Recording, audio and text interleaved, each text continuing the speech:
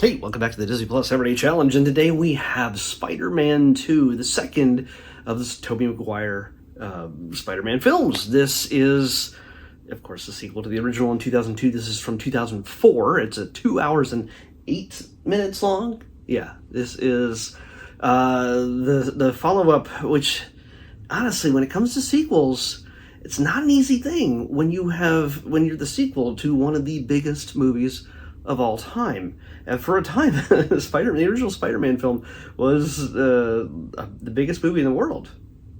I believe. I'm pretty sure. It's kind of big, and especially for Marvel. And Marvel has, back in the 80s or so, Stan Lee very much wanted to. He moved to LA from New York City, where Marvel was born, and transformed, not just under his eye, but of course Jack Kirby, Steve Ditko, Roy Thomas, all these other creators who created the Marvel bullpen, created the phenomenon that was the Marvel universe. And even well before that, the Westerns and the romance comics and everything else. But before they hit their stride with superhero comics in 1961 with Fantastic Four, Future Comics was just for degenerates and children. Not the same thing usually, but it was considered, it's a corruptive influence. It's a really long, winding sentence to get to the point that Marvel shouldn't have survived this long. In many universes in the multiverse, there are some in which Marvel died out in the 60s, possibly 70s at the latest, due to many different pressures, not the least of which was the seduction of the innocent, it was called for a time. Because the devil tries to do all these things for a time. For some it was pinball, others it's rock and roll, and for some it's comic books with all of its elements. What are you gonna do? But the thing is, while Marvel struggled to get a foothold in television and film, there's plenty of examples. Bill Bixby's Incredible Hulk, and even the Spider-Man series for a while. Even overseas, there's a Spider-Man, Japanese Spider-Man, but it never really took hold in huge ways. We can see 4 different instances where the Marvel Cinematic Universe sort of, in a sense, took its first foothold into the bigger zeitgeist of what we're used to now, which is too many superhero movies, some people say. Blade in 1997, I think it was 97 or 98. Blade was the first. In 2000, the X-Men film with Hugh Jackman, Halle Berry, Patrick Stewart, Ian McKellen, all of those, Anna Paquin too. All of them just sort of changed the superhero team movie, showed us that that's possible. It's not just like a horror vampire type of story. That was cool.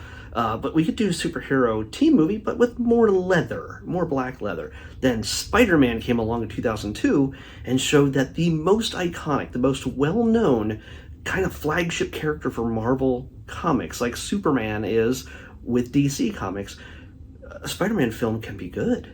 It can be fun. And that's a big thing to live up to, especially if you're the sequel, just called Spider-Man 2. How do you do it? Well, you mine what is essentially one of Spider-Man's most beloved characters, who hasn't died as many times as the Green Goblin. He's died a few times. Once technically... Nah, I'm not going to go into that tangent. Nope, not going to do that. Not going to do that. I'll just say Superior Spider-Man. Anyway, we get Dr. Octopus in this, who, in a very real sense, is sort of like Norman Osborn, isn't a threat. He is pretty much a friend.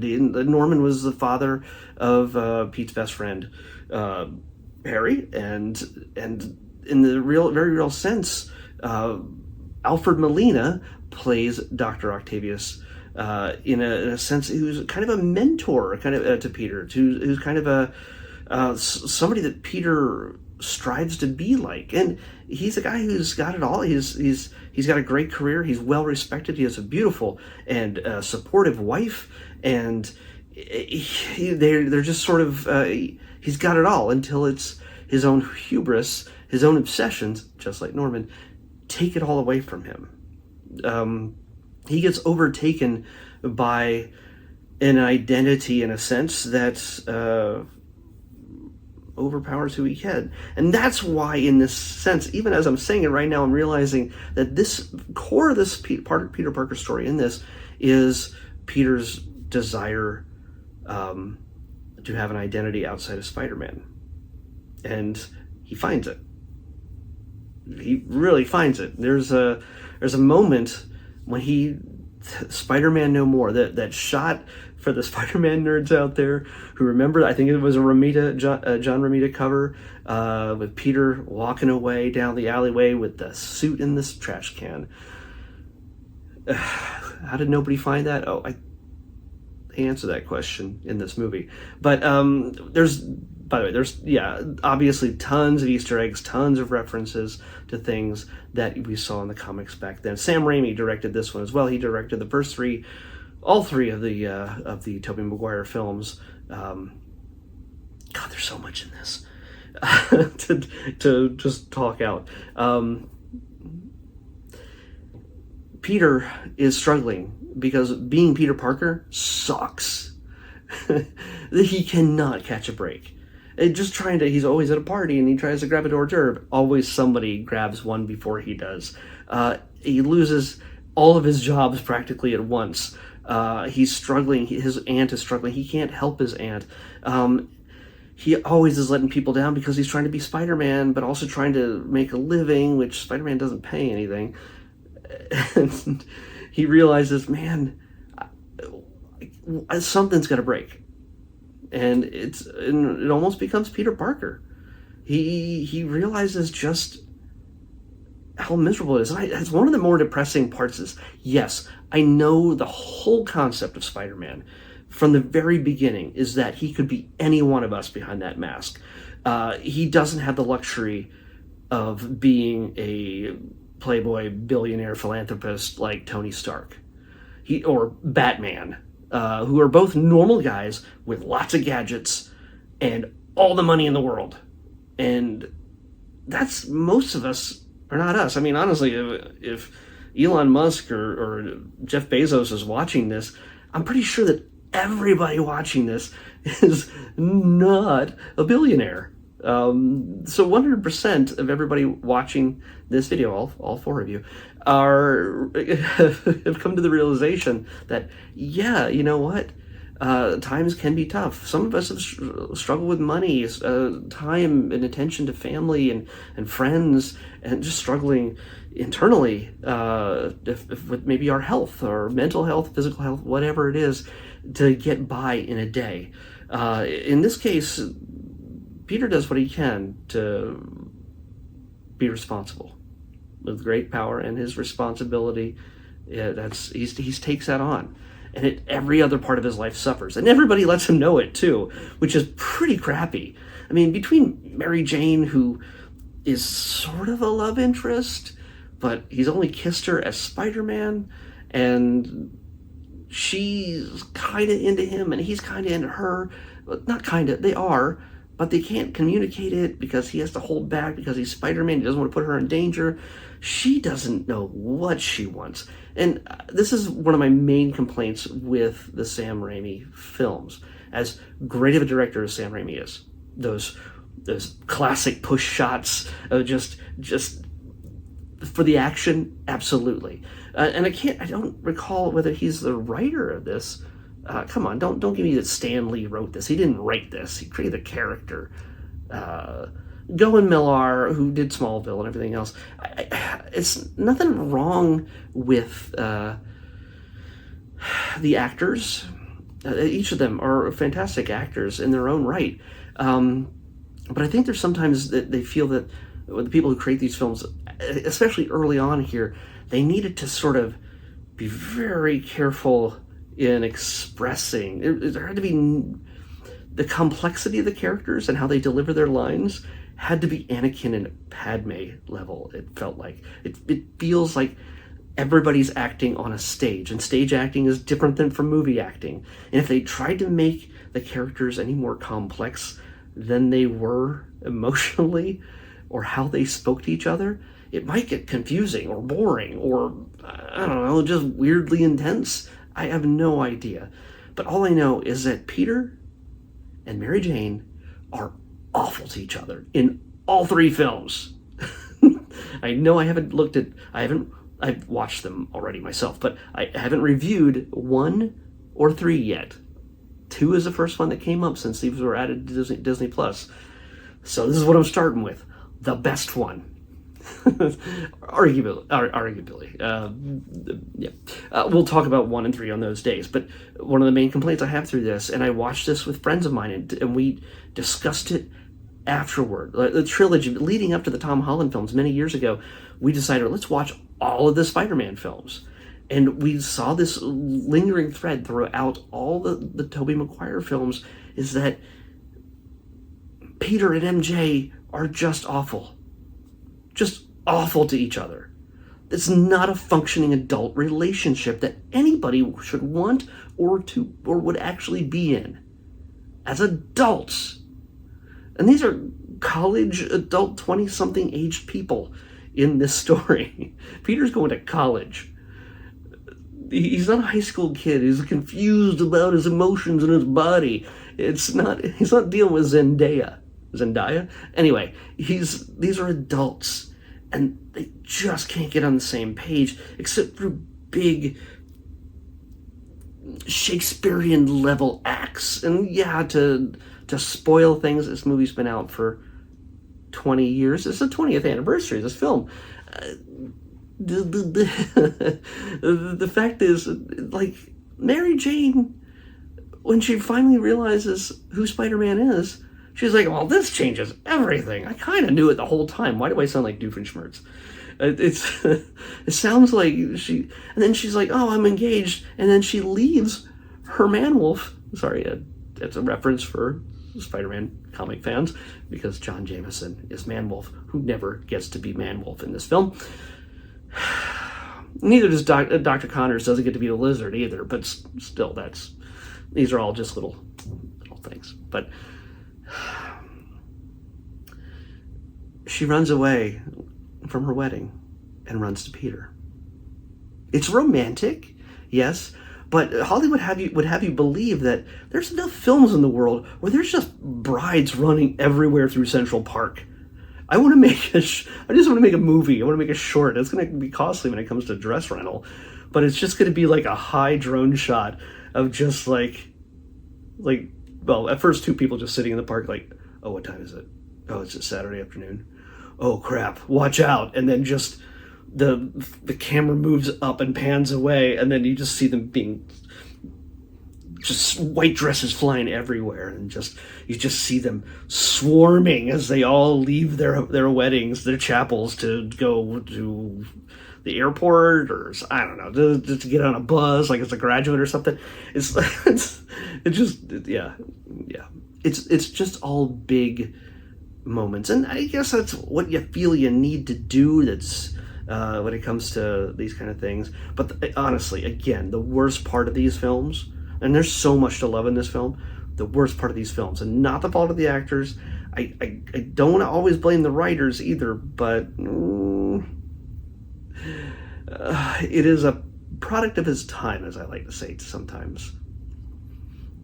Again, sometimes I feel that some of the structure, some of the characterization is meant to just not be more complex than it needs to be, so the kids can enjoy it.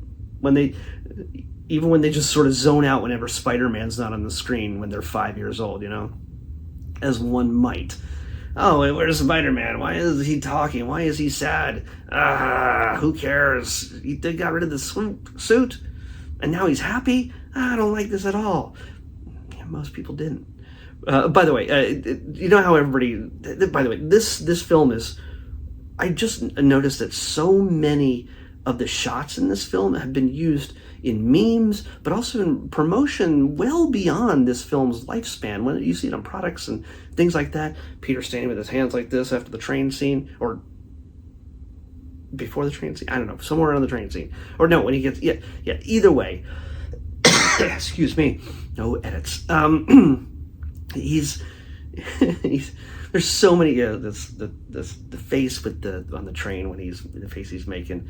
There's this movie has been memed to death. But one of the main things I've learned from this, just from watching it again, is that what people complain about Dark Spidey in Spider-Man 3 and his really creepy dance down the sidewalks, and just, I've got the symbiote with me and I'm whatever.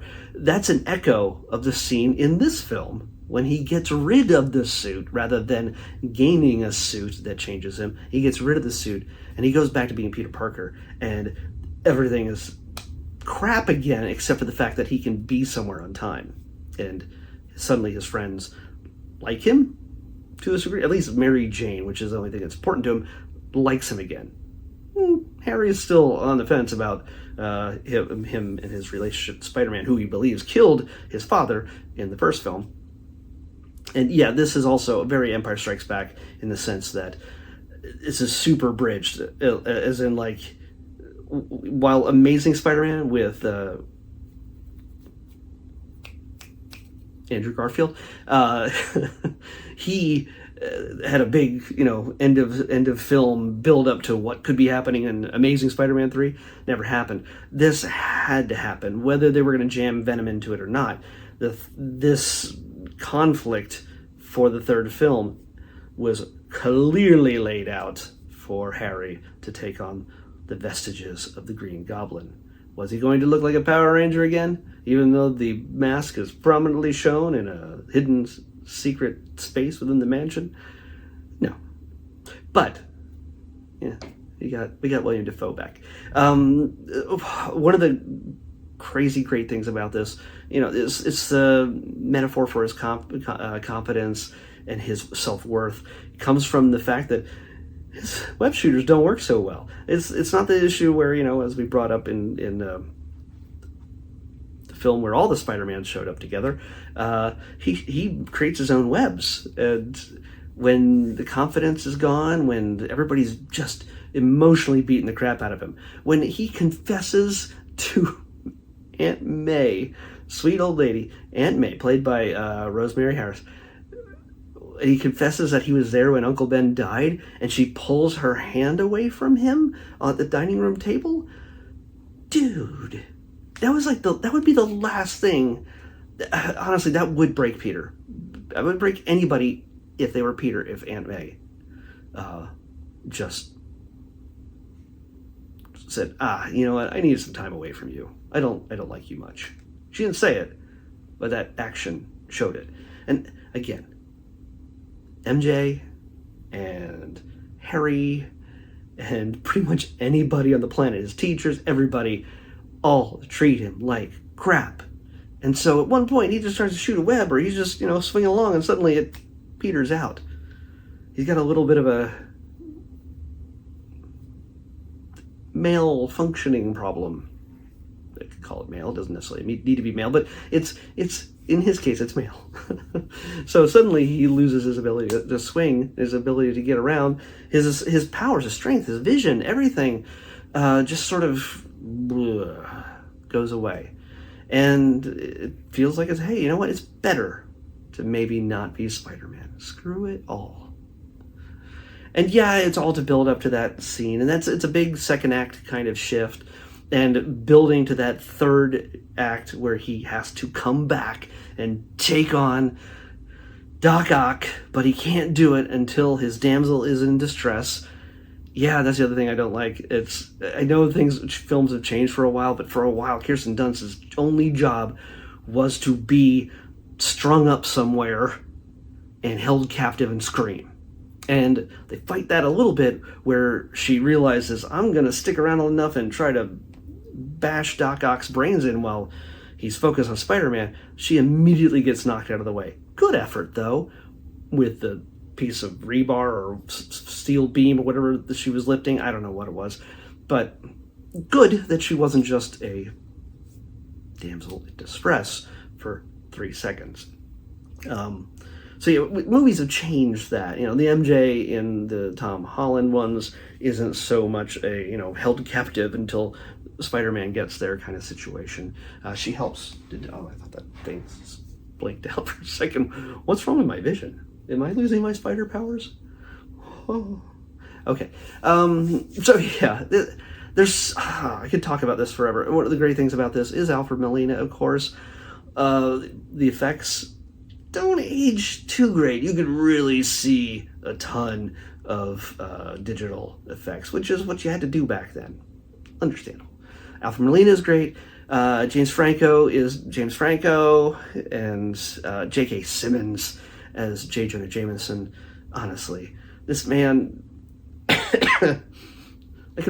Maybe it's kind of like. I'd say I'd like to watch a movie or a series starring him as Jonah, but yeah, maybe not. I like him in strong doses in whatever he appears in, but yeah, I I would still watch whatever he shows up in, honestly, especially as Jonah, even when he's not Jonah, but especially when he is Jonah. He's hilarious. He's got a great just pile of energy, and yeah, it's fun. And one of the great things about this film, and I imagine the other ones too, but I can't recall them, are the just smaller roles for faces we know much better now. Like Elizabeth Banks plays Betty Brant, and we know Elizabeth Banks. She's like directed Cocaine Bear and like Hunger Games. She's in Hunger Games and all this stuff. She's you know, Modern Family. She's guest appearances, but she's all over the place. She's a bigger name. Joel McHale plays a bank loan officer from, you know, he's Community, and he's done a whole bunch of other stuff.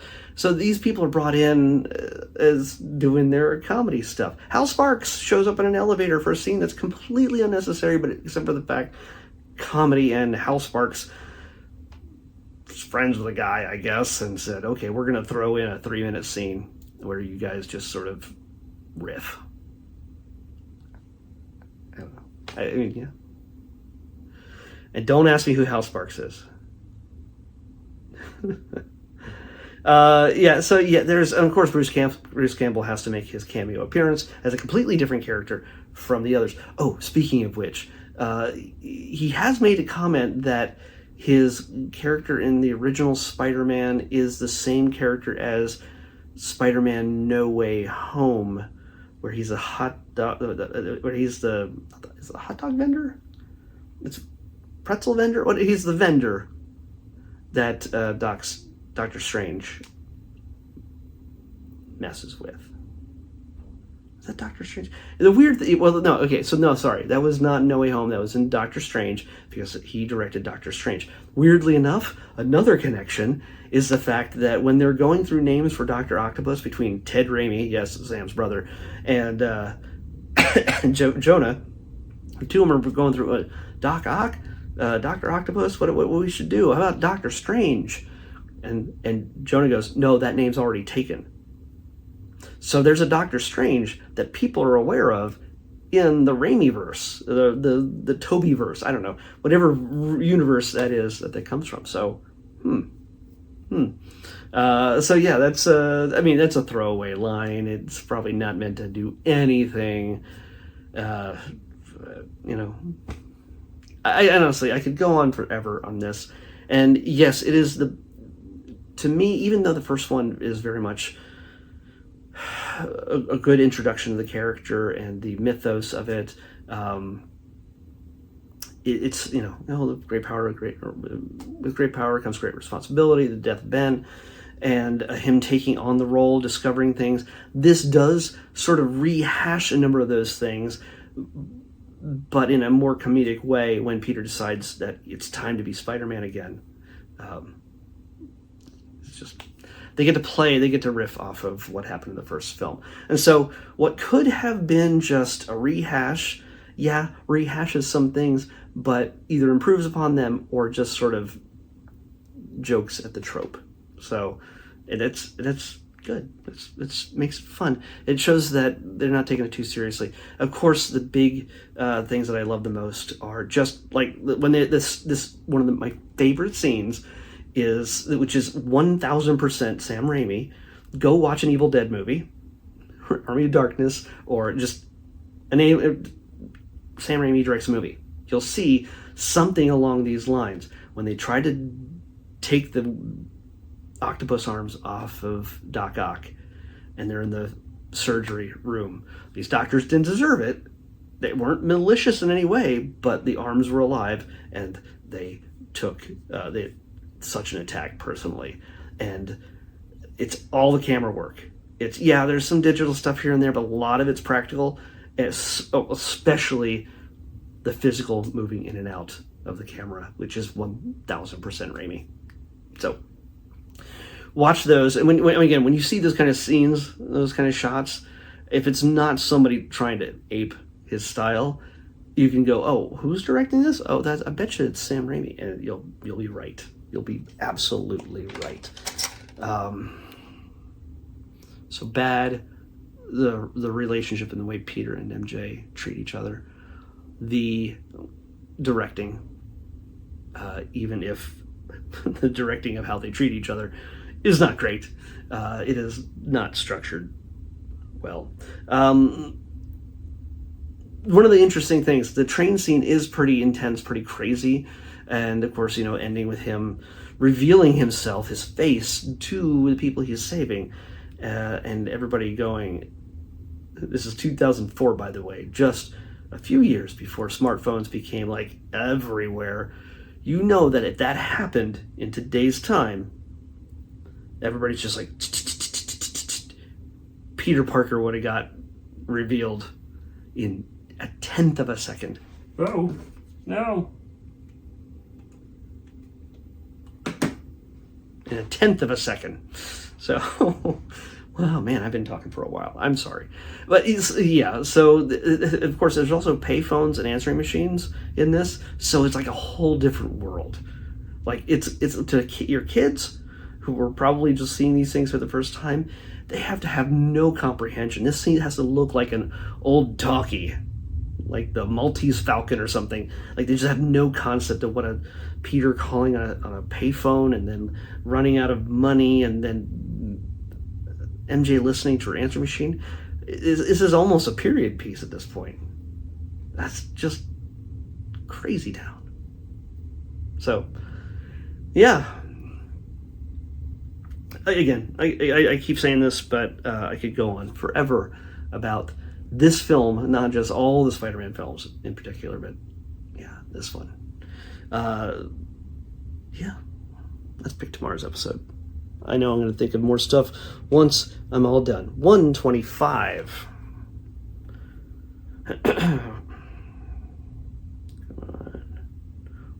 Well, you know what? I'm going to give you a little bit of trivia as I describe this to make this video even longer. In the Marvel Universe, the comics, Marvel Universe, there was a girl who had a crush on Peter Parker, who went to his school, Midtown High. And am I just showing off my comic knowledge swagger right here? Because I'm not even, like, there's no reference or anything. It's off the top of my head.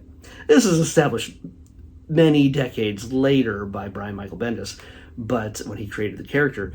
But a certain young woman went to school with Peter Parker, and her name was Jessica Jones. That is not borne out in the series that we're going to watch tomorrow. There's no reference to that whatsoever, because at the point that Jessica Jones was made, there was no hope that Spider-Man would be joining the MCU. I'm pretty sure. Was there? Or he was never going to show up in the Netflix series. Let's just say that. So now you can impress your friends and just say, "Oh my gosh, remember that girl that had a crush on Peter Parker when he was in high school? It was Jessica Jones. And that's what we're going to watch tomorrow without any reference to Spider-Man. Jessica Jones, from the original Netflix series, on the next Disney Plus Everyday Challenge. I'll see you back here tomorrow with that. Excelsior.